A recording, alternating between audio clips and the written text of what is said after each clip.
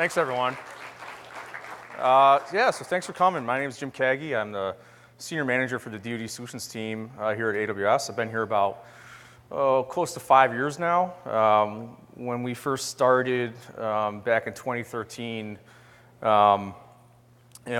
had just launched AWS GovCloud. We had a number of regions here in the United States. We had US East. We had a US West region in San Francisco. We had a US West region out in the Oregon area, and it's really just quite incredible. And again, when we did our first public sector summit, well, one of our first, it wasn't the very first, but one of our public sector summits 5 years ago in 2013, I remember coming, and the entire DoD attendance was probably about 2 rows over there, right? So this is really incredible to see.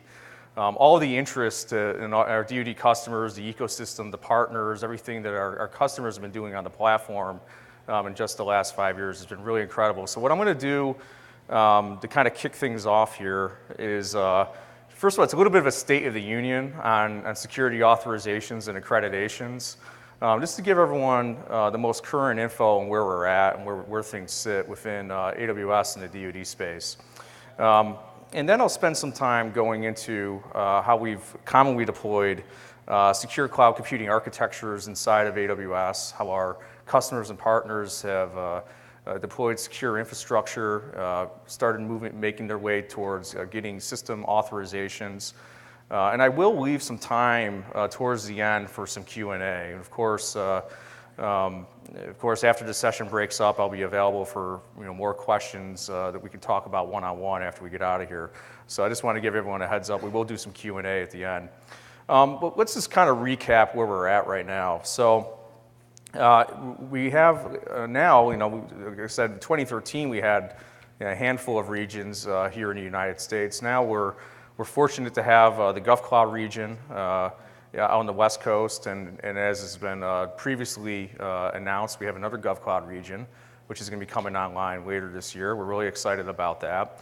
The current GovCloud region is FedRAMP High, and that's really, really critical inside of DoD because that gets us to a baseline security authorization where we can then take our security accreditation package to DISA, right? And once we go to DISA, we can go through the DoD Cloud SRG process so we can have our services authorized and approved for DoD's Impact Level 4 and Impact Level 5. So last year, we were really excited to announce last fall that we had achieved DoD Impact Level 5 inside of GovCloud, and we have a number of core services that are available at IL5. And it's also important to note that we've had connectivity to the DoD for going on close to 4 years now. So we worked with both the Navy and with DISA very, very closely over the last 4 and 5 years to ensure that we have really good high availability, high throughput connectivity to both NIPRNet, DREN, and a number of other DoD networks. And what's great too about this, and I was happy that DISA was able to talk about this publicly last month, is that Amazon, we've been connected to both DoD cloud access points since 2014. And now that DISA has actually improved and enhanced their own cloud access points, and with that actually came additional connectivity through the AWS Direct Connect service to NIPRNet on both the West Coast and the East Coast. So what's really great now is from a technical capabilities perspective, we can get any virtual private cloud inside of a AWS GovCloud region online in NIPRNet very, very quickly within. I would say technically, from a technical capability perspective, within hours, if not minutes. Now, of course, there is a process. DISA has a process. The Navy has a process. The Cloud Connection Process Guide does kind of outline, and we'll talk a little bit more about that in a minute, what you have to do to get connected to these cloud access points. And so there is quite a bit of documentation and some things you need to do to get your environments ready before connecting you up to the CAP and connecting them up to NIPRNet. And we'll talk about what some of those things are in a minute. But the good news is for our DoD customers is that you do have, from a technical capability perspective, the ability to get high availability and high throughput connectivity from an Amazon Virtual Private Cloud into NIPRNet and DREN. And then probably the most exciting announcement that we had in the last 6 months is our initial DoD provisional authorization for Impact Level 6. So we gained that authorization back in November after working very closely with the DoD and our other government sponsors to ensure that we had a classified capability to be able to service DoD customers to have secret level workloads. That capability is connected to SIPRNet through our partners. And again, that was giving us the ability to, and we've talked about this before in the last few months, it's now given us the ability to host DoD workloads at every classification level. So our customers, our mission owners have really a number of options now. If you have an unclassed workload, you can target that for, if it's Impact Level 2, you can then target that towards US East or US West or GovCloud. If it's a Impact Level 4 or Impact Level 5 workload, you could target that towards the AWS GovCloud region. If you have a secret level workload, we can host that. If you have a TS workload, we can support top secret SCI. And so now we have these kind of full gamut of capabilities where you can basically train once, right? You can train on the Amazon APIs that are well documented, they're out there. Everything that you're learning about here at this conference, all the governance principles and properties that you're learning about here, you can train once on how to use AWS. You can put your CloudFormation templates together, and then you can take those workloads and you can move them up to classified regions and deploy your workloads very, very quickly. So train once, operate everywhere. We're really, really excited about this, and we're not done. We still have a lot of things, a lot of exciting things on our roadmap, and things that we'll be talking about at future public summits like this this year and again over the next few months. So this is kind of a quick recap about what the secure cloud computing architecture is and what a cloud access point is, and we want to take the next few minutes to just baseline everyone on what these things mean. So the Cloud SRG, the DoD Cloud SRG came out a couple years ago, and it was a successor to a number of other cloud policies that DoD had, like the cloud security model.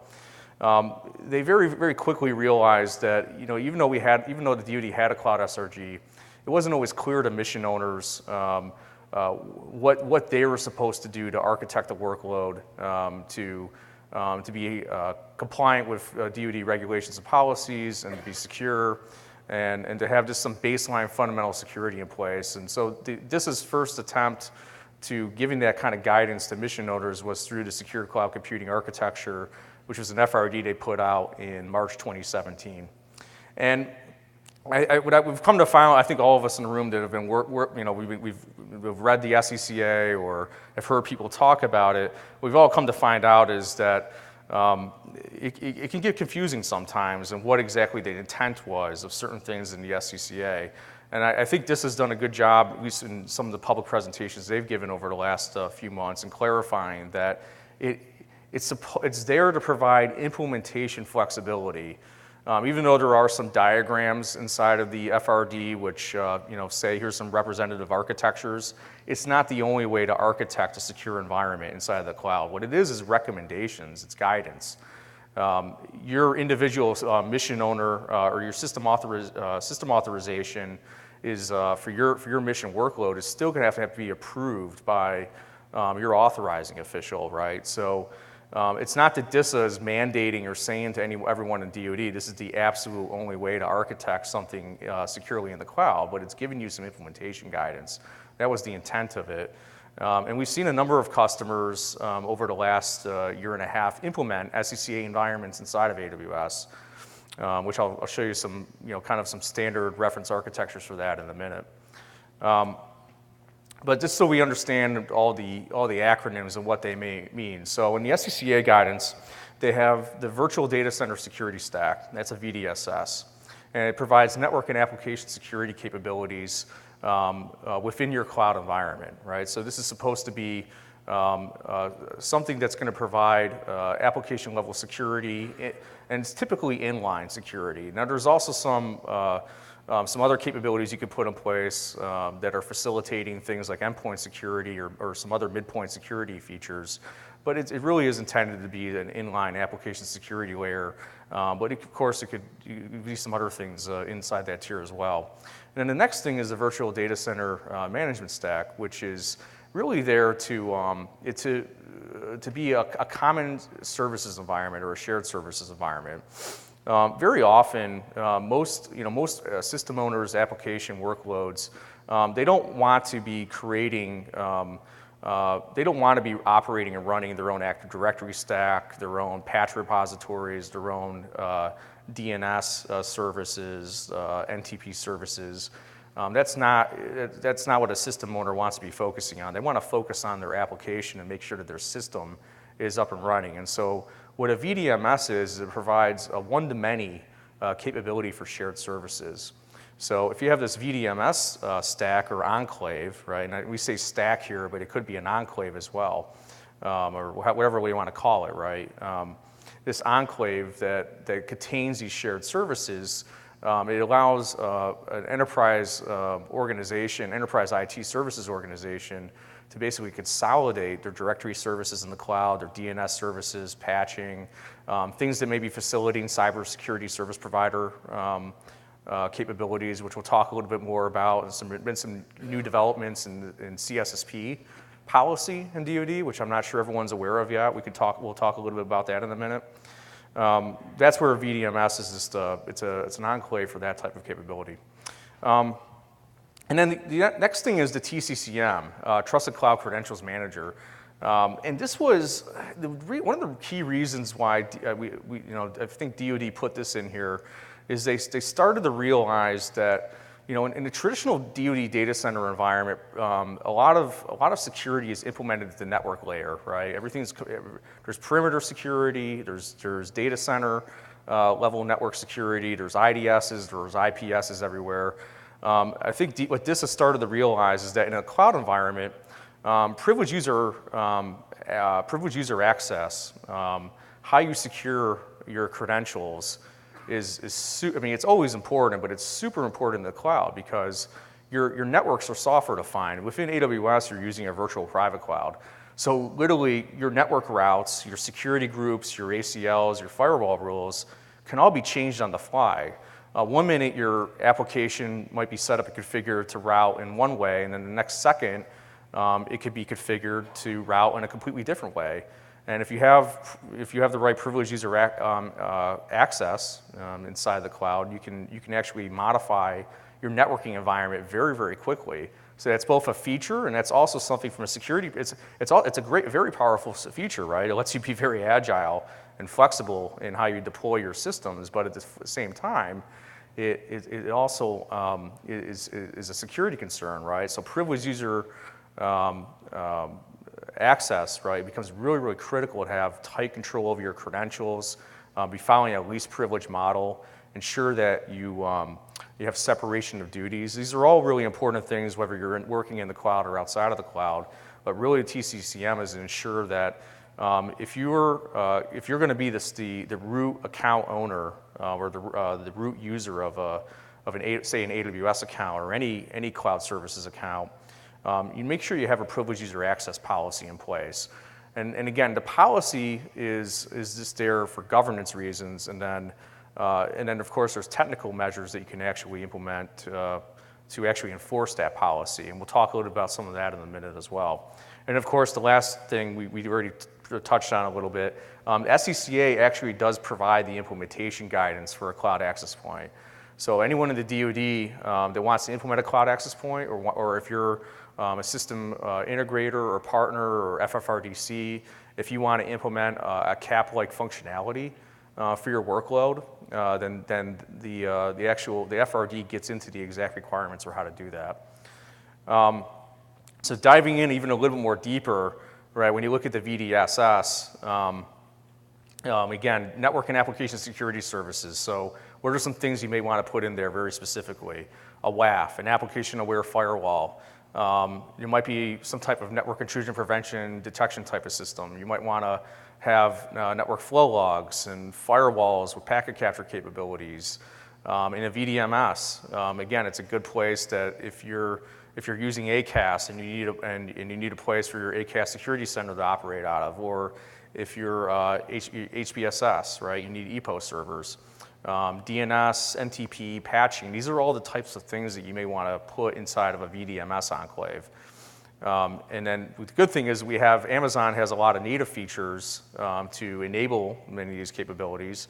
And then what we can't enable natively, we have a huge partner ecosystem that runs on top of AWS that can service some of these capabilities. Some of you might have seen just in the last year, we actually brought the AWS Marketplace capability to GovCloud. So that's super, super exciting because now all of these great partners that have all these really, really great and innovative security products or services to help facilitate application systems management, those are just available out of the marketplace now. And in fact, today we actually announced the software as a service subscription model capability is now available in GovCloud. Let's see if we go to this next slide. So let's just really quickly go through what it sort of looks like moving a 3-tier web app to AWS. This is kind of the most simple example that we have out there. We've done, my team has facilitated moving dozens of these now, so probably in the hundreds over the last few years. This is kind of what it looks like. So here on the right side of the slide deck, you have your typical DoD production data center. You have, and again, DoD data centers today are very, very perimeter firewall focused. So you typically have some type of enclave level firewall or data center centric firewall. And you have your apps split up into your web tier, your application tier, and then your database tier. And on the left, if you're going to move into AWS, one of the first things you're going to do is select your region. You're probably going to select your region based off of the sensitivity of your data. If you have an impact level 2 workload, you may choose to put that in our US East region. If you have an impact level 4, impact level 5 workload, you might put that in the AWS GovCloud region. Really depends on the sensitivity of your data and to really for you to have, and there's some other things that factor into that you would work with your security folks to kind of decide what is the right AWS region for this workload. The next thing you're going to do is create your virtual private cloud. So you have your VPC, you create that. You can create that with any IP address range that you want. We actually, if it's an impact level 4 workload, we've worked with customers, and the customers have worked with the DoD Network Information Center. They actually take NIPRNet IP addresses.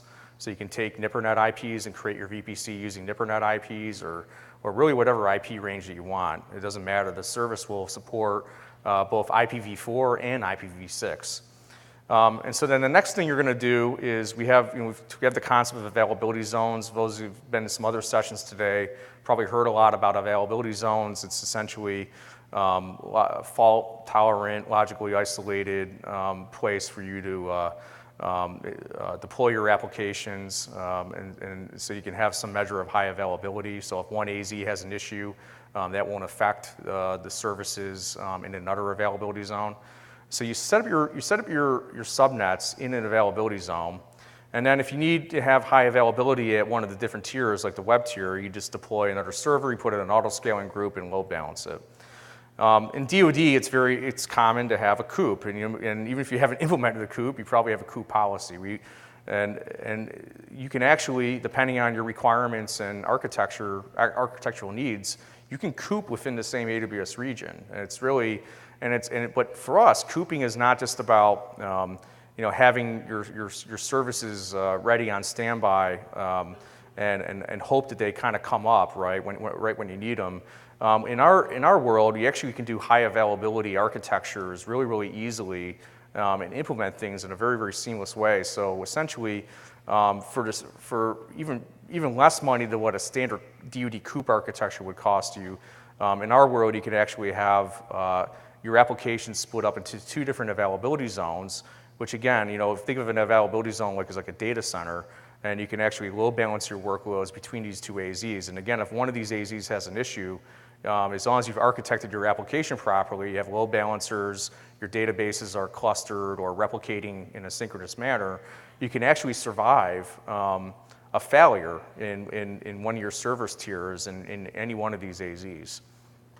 This is a very, very common architecture for many of our customers right now. And then, of course, you bring auto-scaling into the mix, and if you have an application that can scale horizontally, in and out based off of different application metrics, then of course you can support that within an IL4, IL5 environment as well. And then another layer is the security groups. So this again, kind of a recap. If you're new to AWS, if you're already starting to think, how are we going to explain this to the people currently running your applications in the DoD, this is kind of how the terminology plays out. Availability zone has the equivalence to a data center from a terminology perspective, although with AWS availability zones, we may actually start out with one data center in an AZ, but eventually over time as we scale out, there actually can be many data centers in a single AWS availability zone. Most people in DoD are used to talking in the context of VLANs. In AWS, we do subnets. Servers, VMs inside of AWS, we have EC2 instances, and then a firewall, in DoD world would be equivalent to like a security group around an EC2 instance in AWS. And then, of course, we have elastic load balancers. We actually have different types of load balancers now. We have application layer 7 based load balancers, and then we also have network load balancers. And one of the interesting new features of the network load balancer is you can actually use it in a reverse manner where you're actually load balancing traffic to on-premise IP addresses. So that's an interesting new feature that's out there in our commercial US East and West regions. So we talked through some of the, go back one. Yeah, so we talked through some of this stuff. So again, VPCs, I'm going to start equating, maybe pay a little bit less attention to the slides, and we'll talk a little bit more about what this really means in impact level 4 and impact level 5. So in the VPC itself, here's kind of the steps we take to get a sensitive DoD application into the cloud. So it's impact level 5 or impact level 4. You've picked AWS. First thing you do, you create your VPC. You get a semblance or an idea of what your IP address schema is going to be. Next thing you're going to do is you're going to split up your application into different, potentially different tiers, into different subnets, into different availability zones. The next step is really you start looking at your security model, and you start looking at it from a defense and def perspective. What layers of security do I need at different tiers of the application?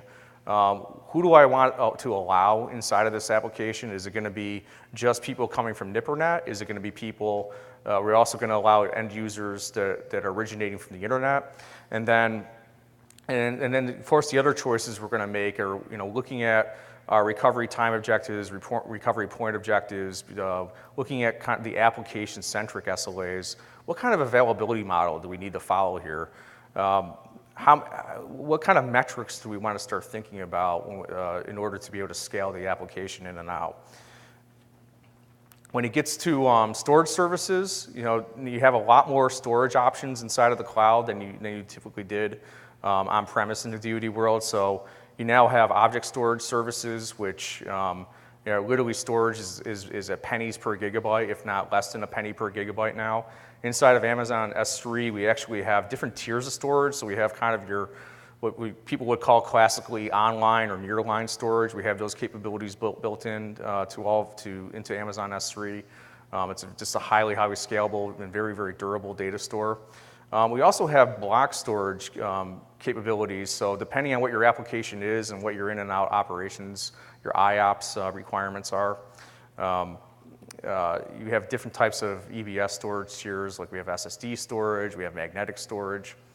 And then we also have an elastic file service now, which allows you to do NFS mounting for the file system. And then from a relational database service, we actually just released inside of GovCloud just in the last couple weeks, the Amazon Aurora, which is our version of MySQL or PostgreSQL compatible database as a service. So RDS is a platform as a service managed database offering. Inside of the DoD world, we actually have RDS Impact Level 4 certified, and from a DoD perspective, you can encrypt your data at rest. It's actually, we have the RDS database engines are actually designed to interoperate with hardware security modules for encryption key management, and also to work with, and all of our storage services also have the capability of integrating with the Amazon Key Management Service. So from log automation perspective, you have CloudWatch, which provides application monitoring. You have CloudTrail for API logging. And when we relate this to the DoD, so there's a requirement, there's requirements within the SRG and within our DoD policy to have audit logging capabilities. And so you can actually take your CloudTrail data, which logs all your API activities, and feed that into a log analytics service or a monitoring service, be able to provide some really, really granular information and details on how people are operating in your environment, what privileged users are doing, and also to really prevent them from doing things that are typically just they're unintended actions, right? Sometimes we kind of think about everything in the very negative, that people are going to do something malicious. More often than not, it's just system administrators and folks that are running your environments, they just make mistakes. And what's really interesting and great about our identity and access management features is that you have that fine-grained access control to limit people from doing certain things. And then you also have the ability of a CloudTrail to ensure that if something unintended happens, you can root cause it very quickly, understand how that happened and what permissions that person had and what time it happened, which is very, very useful. And it's also very useful for, not just for maintenance activities and understanding your application and what might have gone wrong there, but it's also really valuable to cybersecurity service providers, which I'll talk a little bit more about in a minute. And then AWS Config actually provides point-in-time snapshots of what your resources look like. So what's really powerful about that is you can go back to any point in time and you can see how your server was configured and what firewall rules were in place, what security group settings were in place, and you can see what they looked like. So, maybe you want to see what they looked like 30 days ago or 60 days ago. So it really gives you that kind of capability to backtrack and understand if it was an operational event, what did the services look like before the operational event occurred, and if it's a security-related event, you can actually go back in time and see what changed and what could have possibly caused that security issue from happening. How did that security issue happen? And then CloudFormation is really interesting and important in our world because you can define infrastructure as code.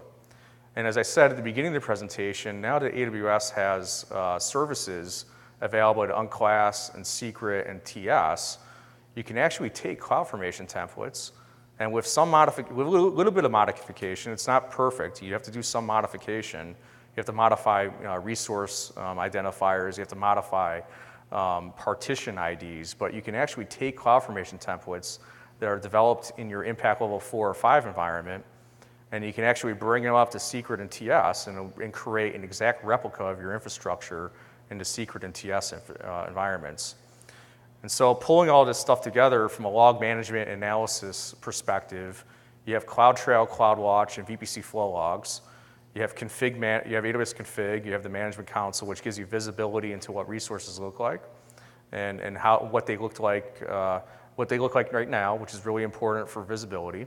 And then, of course, you can go back in time to see how something was configured, a few weeks ago, months ago, or even a year ago. And then you have a number of backup options with both Amazon S3 and Glacier, which Glacier is a cold storage capability. And then encompassing all of these services is our identity and access management service, which allows you to provide fine-grained privileged user action, fine-grained permissions controls over how people use your Amazon resources, and it gives you a way of monitoring and maintaining control over privileged user actions and activities. So bringing it all together, today when you look at your existing infrastructure, if you're in DoD or if you're in a commercial environment that hasn't moved to the cloud yet, you have something like this. You have one data center in one place and another data center in another place, somewhere in the country, and you're doing some asynchronous replication between your database servers. And of course, you have someone's providing these common services for Active Directory and NTP and all these things. So how does that all play together, that last diagram that we showed here? What does that look like in the cloud? How do you start doing things like ACAS and HBSS and log management? What does that architecture look like? So I'm going to show, here it is, and I'll kind of talk you through what this really is saying here. So on the right, you have an AWS region. Let's just say it's GovCloud right now. And on the very far right, you have your application VPC. And that's just this 3-tier web application. It's well architected. It's running in multiple availability zones. There's load balancers. There's database replication going on. You have some auto-scaling in place. And then on the very far left side, outside of the region diagram, you have a representation of a DoD network, right? So you have the internet down there in the lower left-hand corner, and you have your DoD internet access point, which is the boundary defense between NIPRNet and internet. And then you have, you might have some cyber defense capabilities inside the NIPRNet in different various places.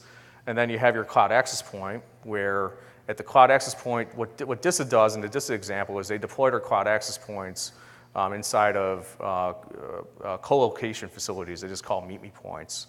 Meet-me points, such as like Equinix, right? So DoD has a cloud access point infrastructure set up in both the West Coast and East Coast, and Direct Connect gets them into the AWS environment.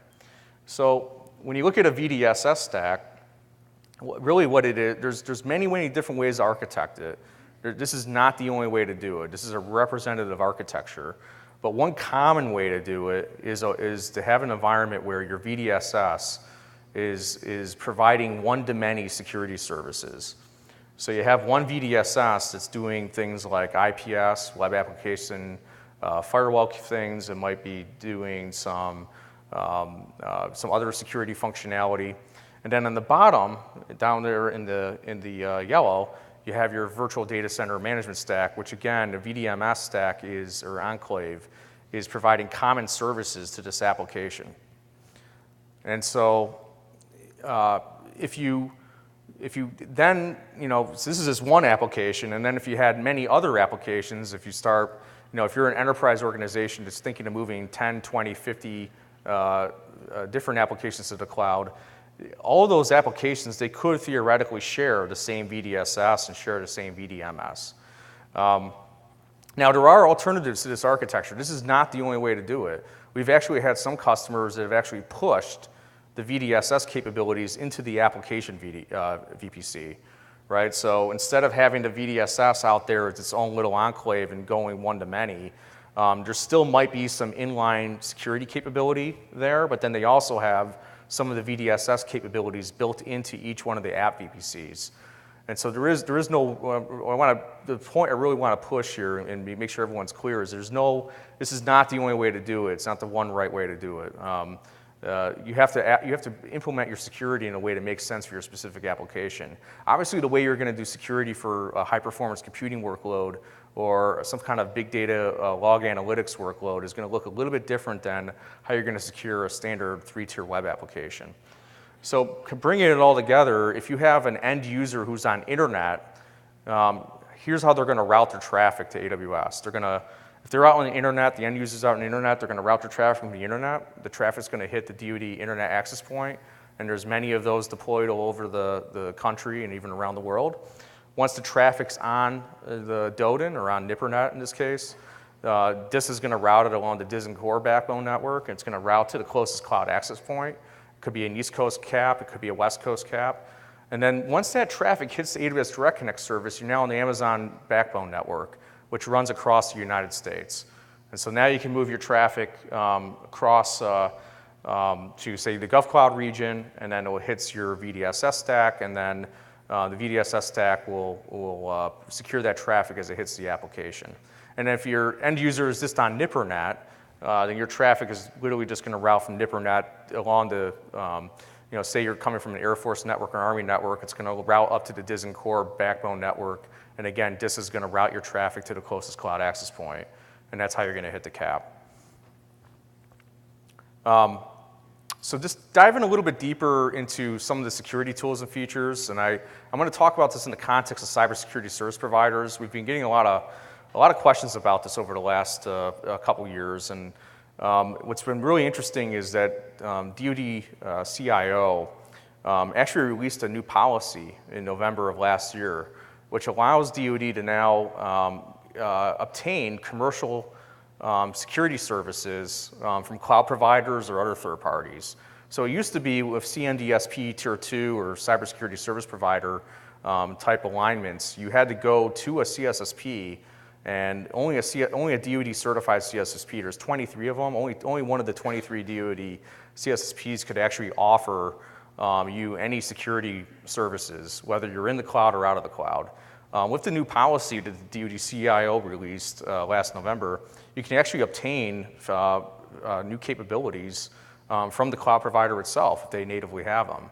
Now, there are still some things that are inherently governmental, of course, right? There's things like incident reporting and certain incident response activities that are just have to remain governmental. The government obviously has to maintain command and control. You have to be, there's no commercial entity that should be making certain decisions on behalf of the government on how they protect and defend themselves. So there are certain CSP functions which will, are inherently governmental and you cannot outsource to commercial. But when you look at different functionality in these type of tiers, identity and access control, infrastructure security, visibility, monitoring, logging, we have all that stuff built in. And then of course, like go back to my point earlier, we have partner solutions too, right? There's a lot of third-party security vendors that have a lot of great products and services that are offered directly out of the AWS marketplace.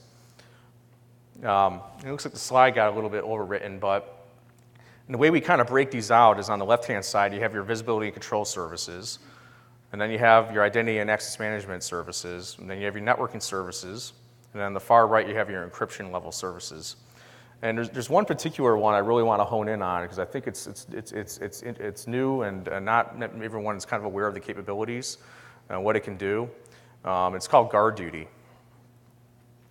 So GuardDuty is a cloud IDS, and what it does is it looks at, this is now a feature that's available in not all of our regions, but it's slowly getting rolled out to, actually I don't want to say slowly rolling out, it's actually been, compared to some other services, it's actually moving out fairly quickly to a number of regions around the globe, and it's coming to GovCloud soon. This service is great. What it does is it looks at DNS query data, it looks at your CloudTrail data, which again that's your API logging activity. It looks at your VPC flow logs, right? So looking at inbound and outbound network traffic. And it's looking for anomalous behavior. It's using some machine learning, some unsupervised learning, and some other predictive analytics capabilities to actually look and understand your network traffic, your DNS traffic, how your privileged users are accessing your services to look for common attack vectors or signs of an issue, right? So it can look for things like someone who's trying to brute force attack their way into your, your web services. It can look at things like, is someone compromised your account and are they trying to launch resources without authorization, or are they trying to do something odd for your AWS services? It can look at the attempts to exfiltrate information. It could look at unusual traffic patterns, which could be a sign that you might have a malicious file installed on one of your servers. And then when it finds this data, or when it looks at this data, it's comparing it to, and one of the things it's doing, I should mention, is comparing it to threat intelligence. So AWS has third-party threat intelligence feeds, and we have some of our own threat intelligence where we can actually look at suspicious activity around the globe and start to correlate that with known bad actors. And then when we get a hit on some of this, and when we get some alert or hit on some of this stuff, we can actually send that alert in an automated way to our customers. And then the customers can do with that whatever they want. So we've been working with some folks in the cybersecurity service provider world so they can ingest GuardDuty data. So now they have not just DoD threat intelligence feeds and information from traditional DoD sources, they can actually take stuff from threat intelligence generated by us and from suspicious activities within AWS accounts, which typically DoD would call a Category 8 incident. If it's not something you can directly associate with a known attack or it's just something that's suspicious, it's a Category 8 incident. This is something that you can actually now report in an automated manner. So, taking into account what you can now do with the CSSP memo from last November, you can use services like GuardDuty and Macy, which we haven't talked about, but Amazon Macy is a data loss prevention service for S3, and again, it categorizes your data. It says this is some of your most sensitive data, and then this is how people are accessing that data. You can take all that alerting information, and you can actually start to feed that into your cybersecurity service provider. And we've been working with a handful of the CSSPs on how they can basically take flow log data, CloudTrail data, AWS config data, GuardDuty information, and alerts generated by Macy. And so now DoD can start to get a common operating picture of their cloud environments across the entire enterprise. Now, of course, we expect that that's going to start out service by service. The Navy has their own cybersecurity service provider, the Army has their own CSSP, Air Force has their own CSSP. So this isn't going to roll out across the entire enterprise all at once, but at least the capabilities are there now so that DoD can get a global picture of everything that's operating in the cloud, and they can get the alerts in real time, and they can now start doing some really, really great things of automation so they can secure these environments. So there's one more, and so just a couple other examples. As we've been talking to the CSSPs, we typically talk about things in the context of preventing and detecting and respond, right? And so now that we have all these alerts, right, so that's a form of detection. We can detect certain things that are happening. It might be good, it might be bad, it might be something that is suspicious. But now that we can detect all these things, and let's use some examples of just a few things I pulled out in the middle there. You can detect things through CloudTrail. You can detect whether a firewall rule was opened up for SSH. You can see at the operating system level, using AWS System Manager, if something changed in the OS or some files are different. And also there's now the Amazon Inspector Service, which actually can analyze your servers for common vulnerabilities and look at and see if your operating system has all the latest patches. And then you can take all of your log data from CloudWatch, which includes AWS logs and logs generated by your servers. And so you can see all these things, but what you really want to be able to do is automate the remediation activities. And so we've actually, we've released open source a number of what we call config rules and Lambda functions. And even if you're not using Lambda, there's actually some of this code can still be used and brought into either your EC2 services so that as you detect things, you can start to respond to them. And so we've had a lot of customers that have actually started implementing automated incident response. So now you detect it, you can feed that information to a cybersecurity service provider, you can feed that data to your tier 3, to the folks that run your environment day to day, and then they can actually start to do things to respond to that activity. They can patch the system. If it's just their system is missing a patch, they can patch it. If they need to isolate the environment, they can do that and investigate. And then what's really, really important is that you can start preventing things, right? As you start seeing new things and new activities, things that you may not have ever seen before, using something like GuardDuty, you can implement rules to prevent these things from ever happening again, or to ensure that you have baseline governance rules in place across the entire enterprise so that certain activities can't happen. Like, for example, no one wants to have their data exposed in an S3 bucket. There's a number of mechanisms in place right now in Amazon S3 to let you know, look, you've inadvertently opened up your data to a community of users you did not intend to. Amazon S3 is configured by default to deny all, right? So the only reason why data ever gets exposed to unintended parties in Amazon S3 is because someone has made a configuration error, right? Or their credentials have been compromised, unfortunately. So the good thing is with all these alerting mechanisms, if someone does make a configuration mistake or unintentionally, you can detect that really quickly, remediate it, and then you can prevent that from ever happening. In fact, with the way identity access management works now, if you put the right policies in place from the get-go, folks shouldn't even have access to modify your Amazon S3 bucket policies or open up firewall rules that were unintended. So I think that's we'll kind of, from the cybersecurity service provider stuff, I think that covers it on that end. One other thing I wanted to bring up is Cloud Connection Process Guide. I hit on this earlier. So we've gotten a lot of questions over the last year. How do I get connected to the CAP? And really, first of all, it all starts with having you have to start having the initial go through the initial planning phase, right, of having an SSP and talking to your security teams and ensure that you have an information assurance plan that is sensible. And of course, you can work with the solutions architects from Amazon. You can work with our partners to get your baseline architecture ready to be able to connect a workload up to a cloud access point. But it's also the next step is what's really, really critical is that you bring your cybersecurity service provider in early on. The first question DISA is going to ask you when you want to connect, when you decide you want to connect to a CSSP. In fact, this is part of the registration process for saying I want to connect my cloud workload to the CAP is to have a CSSP, a cybersecurity service provider. And again, like I just stated earlier, we have some services now that can make getting CSSP services, make it easier to onboard CSSP services into the cloud, but that is something that's really, really critical. And then the next thing DISA is going to be looking for is IATT, or evidence that you're on a path to get an IATT. And again, if you're struggling with that, if you're not sure what an IATT package in the cloud should look like, that's also a great opportunity to contact an Amazon Solutions Architect or bring in your partner that has the right cloud certifications and has done some of this work in the past. I think at this point we've got, I won't give it an exact number, but we've got a number of system ATOs in every one of the services. So there's not a single service that doesn't have at least one system ATO for a workload in the cloud at this point.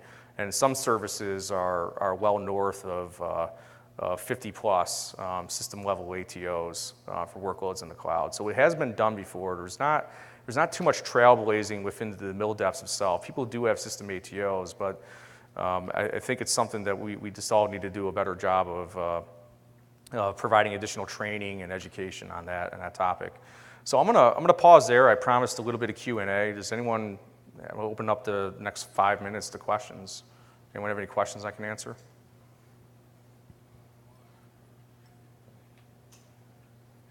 Wow, nothing at all. All right, yeah, well, there. Yeah. You talked about the GuardDuty.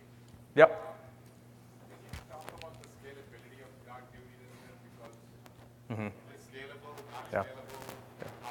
Yeah. So I'll repeat the question. The question was, what is the scalability of GuardDuty? We're actually in the US East region. We just announced that we're doing about 165 million lookups per second on GuardDuty right now. So it's a highly scalable. We've done over 100. We're averaging 53 million. I think that's the last stat we released publicly. About 53 million lookups per second just on VPC flow log data. Yep. Any other questions? Yep, in the back. There's a mic coming to you. Yep. Oh, thank you. Yeah, for the IDS services, can I use the native IDS service to replace things like using instead of a Cisco Firepower, those kind of things at the application layer, or do I still need those application layer intrusion protection systems and IPS? Yeah, so there's still a need for some of your traditional network-based IDSs or IPSs. GuardDuty is not a full replacement for all those functionality and features. So we would have to talk to you one-on-one to understand the exact features and capabilities you need, because it may not be a one-to-one replacement. That answers your question. Cisco Firepower certainly has a number of features and functionality that GuardDuty does not provide right now, because that kind of wasn't what GuardDuty was designed for. Yeah, question right here. Have you Oh seen, yeah, right back there first, yeah. I'm sorry. Have you seen any authorizations go all the way through that have relied solely on Amazon services? No, not yet.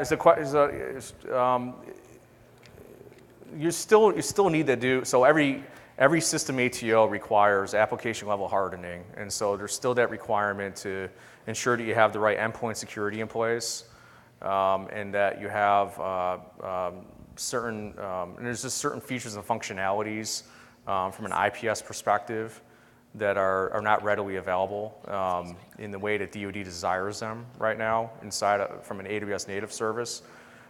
So that's where a lot of customers rely on partner products like Palo Alto Networks or Fortinet or Cisco.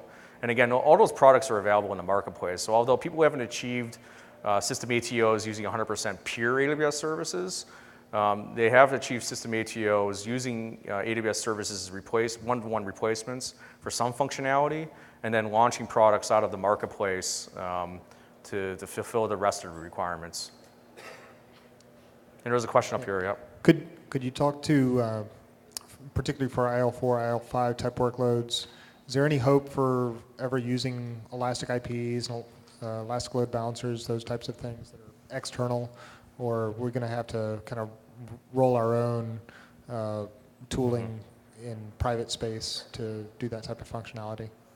Yeah, I mean, we're continuing to evolve the functionality of say, like our web access firewall feature and AWS Shield, and again, there still are, and of course, we're listening to our customer. Customer feedback's been incredibly valuable for us over the last 5 years. I'd say, I mean, we've released dozens of security enhancements and features in just the last year alone. In fact, last year overall, we had released north of 1,100 new features and capabilities across AWS wide, and a good chunk of those were security-related enhancements to services. So, and I think I believe in the fullness of time, we absolutely will have more native AWS capabilities that will provide protections to DoD applications, and some of that's already happening right now. In fact, one of the interesting features of the web access firewall that we released is that awesome partner integration where you can actually buy WAF rule sets from partners and integrate that into the Amazon WAF. So that's actually a feature right now, and so we're definitely listening to customer feedback and hope we can do more along those lines in the future. Yeah. Anything else? I have a similar question. Because you started with SCCA, the security architecture, and later on you moved on with some of the AWS new security services and offering. There are quite a few new services coming out, the security product. Does you or AWS expect, like, in the near future, putting all these security products together will kind of wrap up a platform or framework that would be comparable to what the SCCA, the security requirement, that's that same level? Yeah, so what we've done so far is we've released, we actually put together CloudFormation templates, and some of these are on our public website, which allow you to automate turning on a lot of the services that we just discussed. The question as far as are we going to come out with a one-for-all service, click button service that turns it all on? We've heard your feedback. That's good feedback. We've heard feedback from other customers. If we have something like that we think customers could use and that is going to make it easier for them to get started, I think that's a great idea, and we'll definitely investigate that. Or another way to do it, like you already have the partnership already, and maybe go one step further. And putting the product together and kind of package it all up. Yeah. One offer, two offer, a different offering. Yeah. They're gonna help the government really, facilitate the cloud adoption. They're just one of my. Yeah, it's great feedback. So so far, like I said, right now we've definitely invested a lot of time with our partners, with the AWS Quick Start program. Some of that, I think some people have probably heard about that in some other sessions today, or if you haven't, I would definitely look it up. In the Quick Starts, you actually have CloudFormation templates that allow you to launch applications from partners in an automated manner. And so we have a Quick Start right now for NIST 853 for FedRAMP High workloads that it'll stand up about 80% of the architecture I showed earlier. And it also launched partner security products along with it, but that's good feedback. So thanks for everyone's time. I'm out of time. If anyone has any other questions, I'll stick around for the next 15 to 30 minutes, all right? Thank you, everyone.